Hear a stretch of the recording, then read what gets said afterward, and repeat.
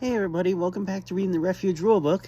Now today we're going to be doing something a little different and actually skipping part of the rulebook here, because for a page or so there is a big old chart, and honestly, as much as I could read through the chart, I'm just going to tell you what page numbers it's on and we can go from there. So it's page 36 through 37 and 38. So 3 pages there. And that ends out chapter 5. Which brings us to chapter 6, the skill system, which is the main thing I'll be covering today. Sorry I couldn't include the chart here for you. I'm running on a very low budget and no editing software, and just my phone, so unfortunately I can't show you the chart.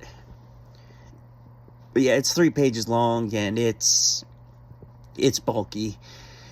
You don't really need to know it off the top of your head, but it can be good to reference if you're looking for a specific effect, and like the chart covers like the effect, what the incant for it is, whether it's earth or celestial, the production type of it, the duration, what spell level it's at, what it is, and what it's removed by.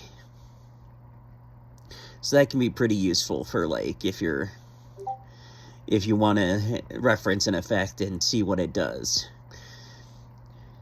But yeah, it's a bit too much to read everything off, and like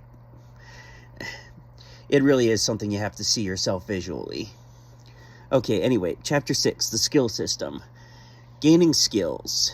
Refuge Larp is a fantasy game. There will always be limits to what you can do based on your physical capabilities, but Refuge allows ways to mitigate some out-of-game barriers through our skill system.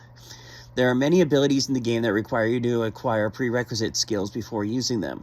As an example, you need to have the appropriate weapon skill to use that style of weapon.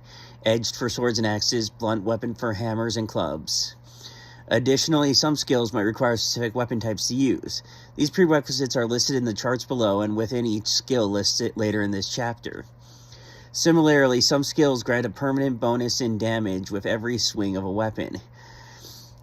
This represents a level of skill for the character that a player might never obtain. We use it to artificially give a character an advantage over another character not as skilled, regardless of the player's skill with that weapon. While out-of-game ability still comes into play, Refuge allows numerous skills to help player perform in-game tasks to enhance their out-of-game abilities. For example, the dodge skill allows a character to avoid an incoming attack even if it landed correctly according to the rules. Characters may purchase skills by spending XP that they've earned, primarily by attending Refuge games. Skills might be used throughout the day or may add permanent abilities that can be used indefinitely, such as the one-handed edged ability allowing a character to permanently use one-handed edged weapons in combat. If a skill is expended when used, it will be marked as LP, noting that it will renew at the start of each logistics period. Many skills can't be purchased until certain prerequisites are met. Sometimes these prerequisites are per purchase, while other prerequisites need to be only met once. For example, you can purchase critical attack as often as you want once you have any weapon skill. Similarly, you can purchase high magic for your primary skill as many times as you like once you've spent 75 XP in scholarly skills. Other skills, such as dodge, are only purchasable once for every 30 XP you have purchased in self skills. Both types of prerequisites are outlined in the skills chart, which lists all skills along with their prerequisites and their XP cost for each class. When PCs check in for an event, they will be given printed sheets called a character card, which lists the character's attributes and abilities, and battle boards that track expendable abilities per LP.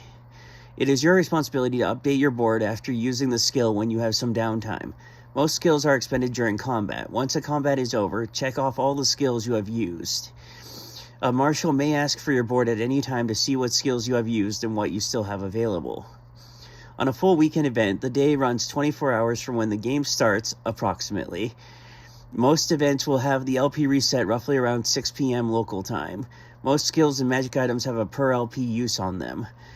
Your local chapter will dictate when your LPs run from, but there can only be one LP per 24 hours.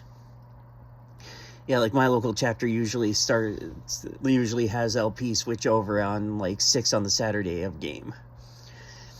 And then or roughly around dinner time, so 6:30 around then. Yep, that was gaining skills. You have a good day.